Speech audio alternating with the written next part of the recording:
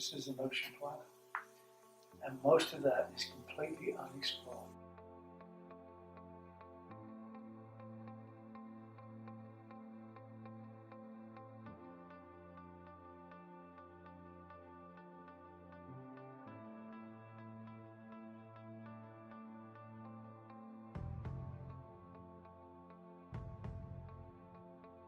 Ocean exploration is about making discoveries and searching for the things that are unusual and unexpected.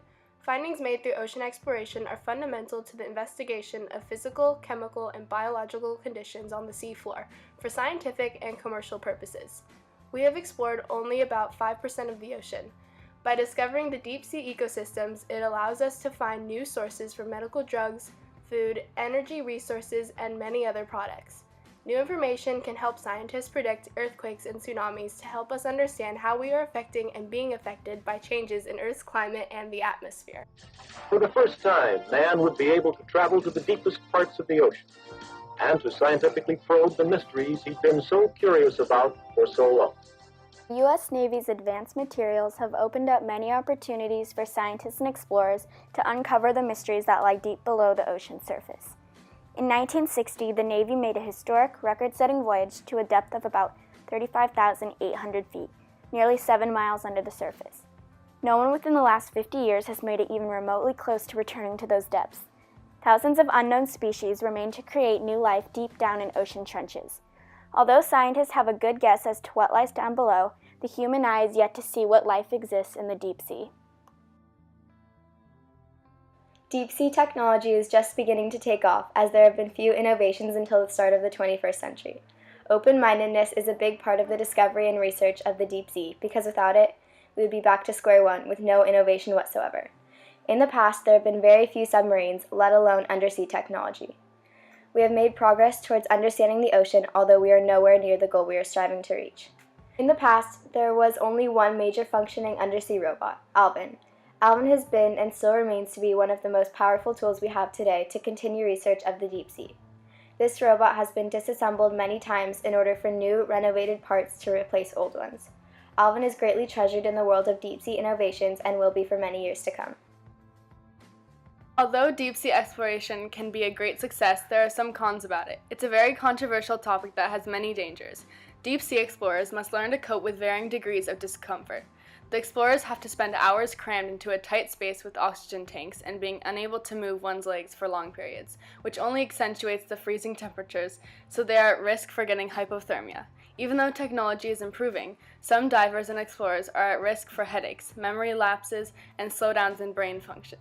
Deep sea exploration may also destroy sea life and its environment by disrupting and destroying its surroundings. Sea technology has and will continue to show positive effects on ocean exploration.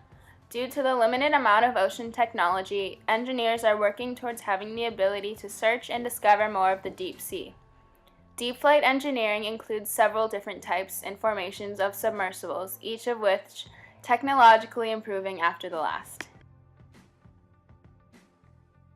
The inspiration for the creation and advancements of the submersibles is closely following the techniques of aircraft technology. These dynamics and principles improve speed, weight, and safety. Deep flight's goal is to create a submersible with simple enough technology, similar to aircraft, that even humans in the next generation will be able to maneuver such a vehicle for leisure or vacation. Graham Hawkes and his team have been working with this new and improved technology to enhance submersibles for the future, focusing on achieving specific goals. My job is to build machines that give access, because that's the problem. We haven't had any access. It's into the oceans deep. Nobody's had any access. So there are very few submersibles, as you probably found out. So imagine exploring the rest of the world. Well, I've always wanted to go to the very bottom of the ocean. The deepest part is the Mariana Trench, south of Guam. We realized that we never moved in the ocean where big animals are. The big animals are being whales, big sharks. They're in what's known as the twilight zone, which is deeper than diving depth. Say about 200 feet, 200, 300, 400 feet. And that's where, with now designing these machines to go and explore the twilight zone where the big animals are. Overall, deep-sea technology has been improving with time as different forms of submersibles are being created. It all started with the curiosity of what life exists down on the ocean floor, which drove scientists and engineers to begin the successful revolution of deep-sea technology in the early 1900s. Since then, scientists and engineers have discovered thousands of new species and many different types of resources.